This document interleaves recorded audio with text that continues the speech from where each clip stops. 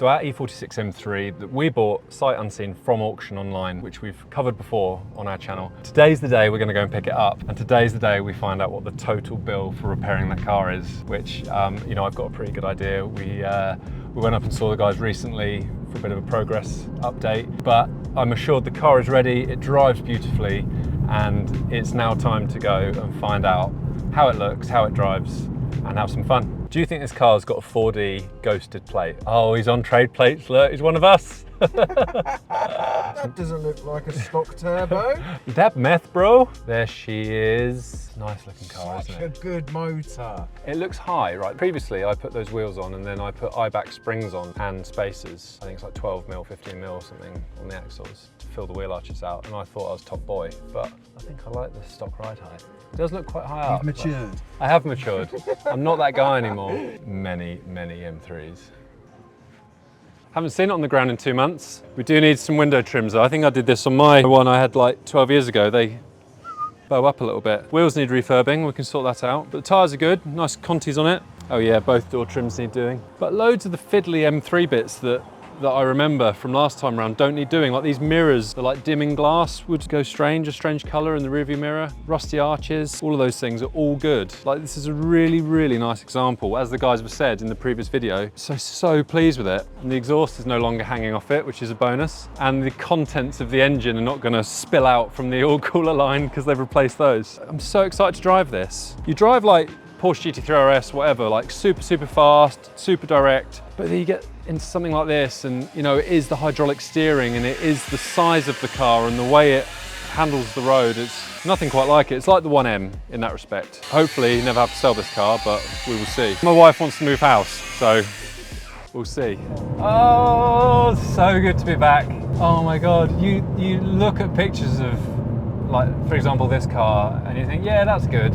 And then you just remember when you get back behind the wheel, why you think they're so good. Oh my God, the diff. Oh, it drives so smoothly. It's not pulling around. Oh, it feels so nimble. Engine health seems good. Gearbox appears to be working nicely.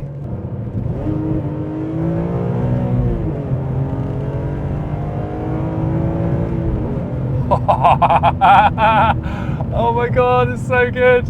I don't care that it's SMG. If anything, I think the SMG performs nicely, and I remember my manual car, it was good, but I think it probably needed the 4.1 diff in it, and I never wanted to spend the money 13 years ago on that one, so yeah, I'm so pleased with this car, so pleased.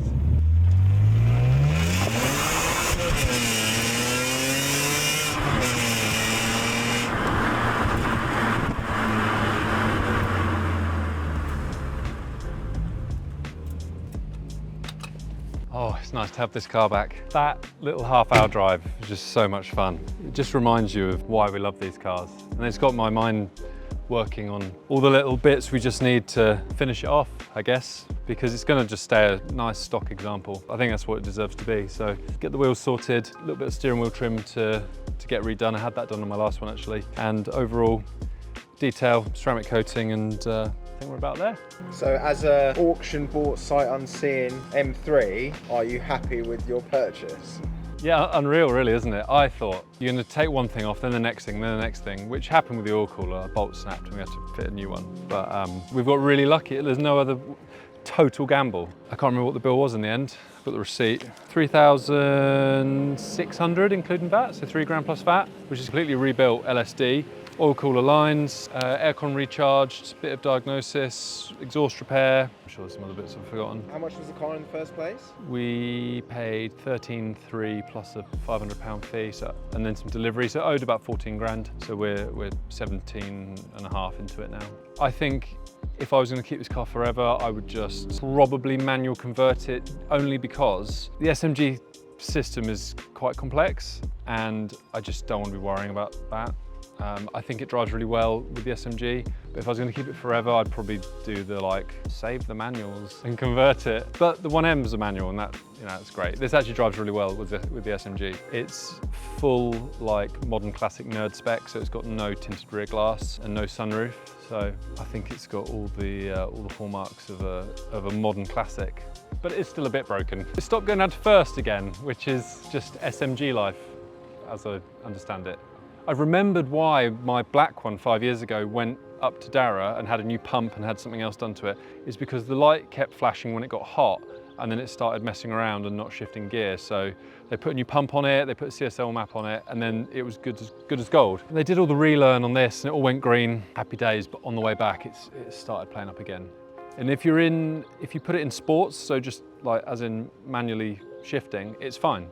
But in auto, it doesn't shift all the way down to first, it just goes straight to second. So whether it's a position sensor or a fluid pressure problem, I don't know.